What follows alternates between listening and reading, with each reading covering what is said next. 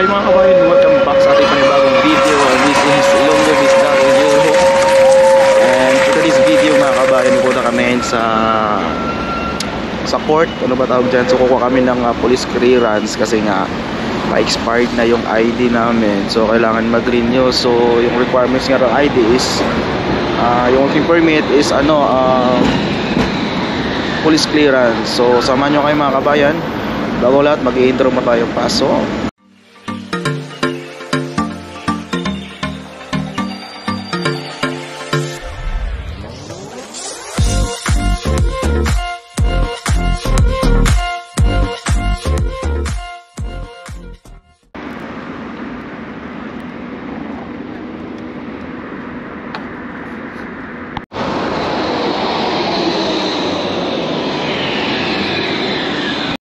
Hours later.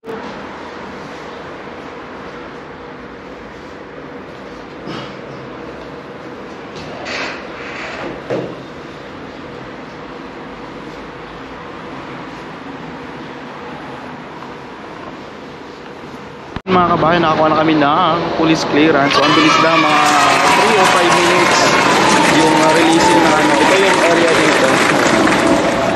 So ito, nakakuha na kami. So wala palang bayad ng police clearance dito, hindi kagaya sa Pilipinas na kailangan natin magbayad mga kabayan. So dito free lang. Para ito sa working permit, kasi mag-apply kami ulit ng working permit kasi babalik kami ng island mga kabayan. So expired kasi yung ID namin sa mag-expire ng ID ko sa April. So kailangan ko mag-renew. Wala ka ng police clearance. So yun lang mga kabayan, samahan nyo kami, paikutin ko to sa Grib walk. Ciao.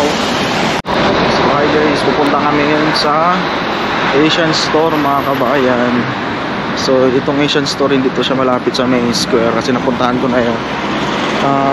Ngayon ko siya napuntahan, Asian store dito sa Grib. So ito yung area mga kabayan, malapit siya sa simbahan naman. Malapit.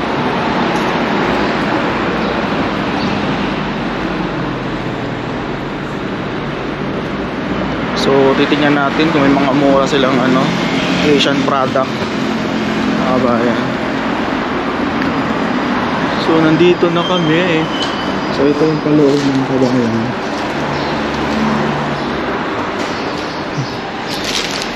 So ito yung Asian store.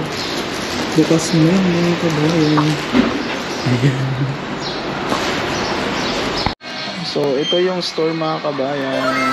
Iba yung iba lahi yung nakabantay. Yung store. Bibili ka lang kasi mag-ano tayo ng ito. Mag-uudong ako. Mayroon pang sutahon sa bahay, di ba? Dos. Okay lang. Isa. Isa.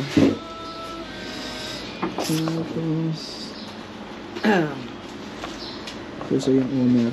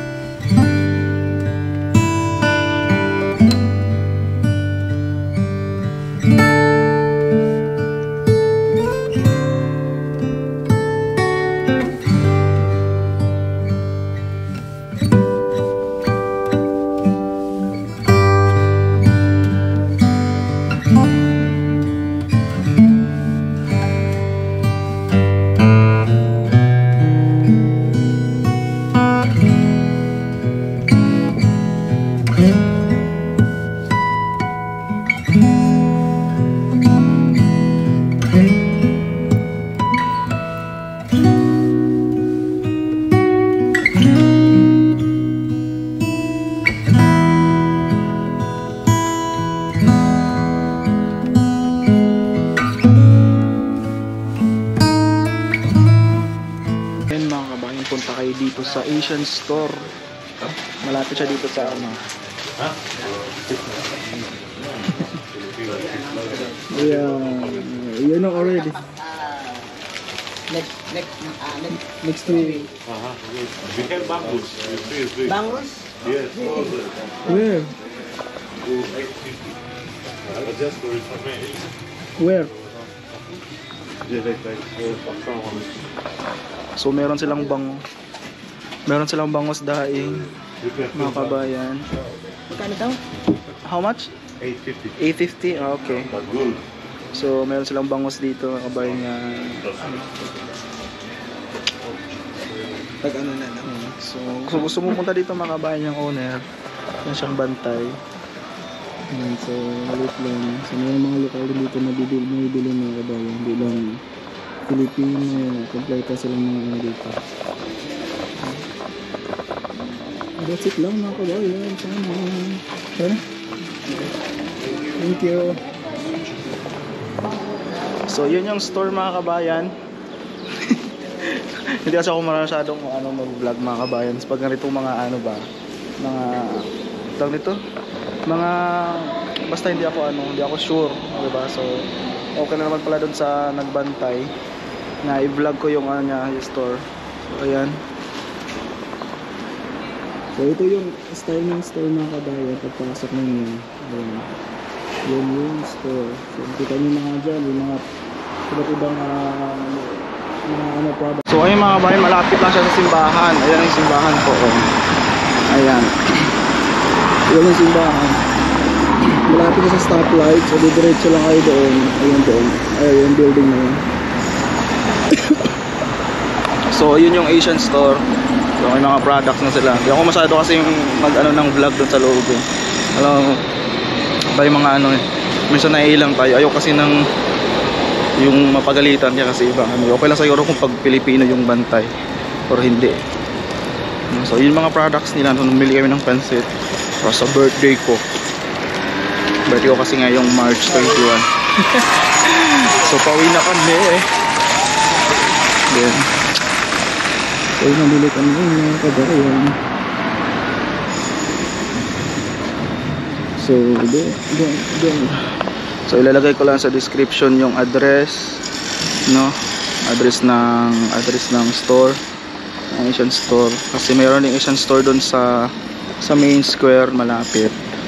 So iba din tong Asian store dito. So ayan, basta malapit siya dito mga kabayan. So yung trump na sasakyan nyo is pwedeng trump number 12 or pwedeng trump number 11 papuntang Dubic at saka Dubraba na mga trump mga kabayan. So antay na lang kami ng trump dito.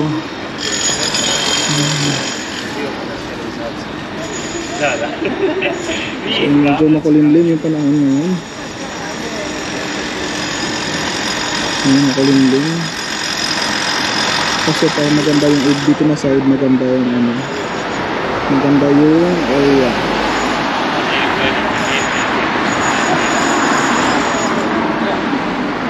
So ayun na mga kabayan, nakakuha na kami ng police clearance para sa working permit namin. So dumaan na kami dito sa Asian store. Tapos isinda namin yung mga requirements namin papuntang isla. Para by April po mga kabayan, babalik na kami sa isla na. Kasi kaya bumalik kami, gusto kong bumalik sa isla kasi malaki yung offer kaysa dito sa Grib mga kabayan. Kasi depende naman kayo sa posisyon nyo, kung anong posisyon yung meron o bibigay sa inyo. So malaki talagang offer, kung anong posisyon na pa yun, malaking offer. So kaya bumalik ako na isla kasi malaking offer kahit malayo. For 6 months 6 months kami doon kasi hanggang October lang naman siya, 31 until October 31 kasi yung summer. Ayun lang mga kabayan. And maraming salamat sa inyong suporta sa panonood. Happy 10k subscriber mga kabayan.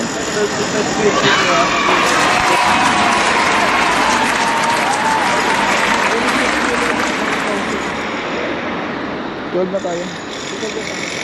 Hindi na tayo.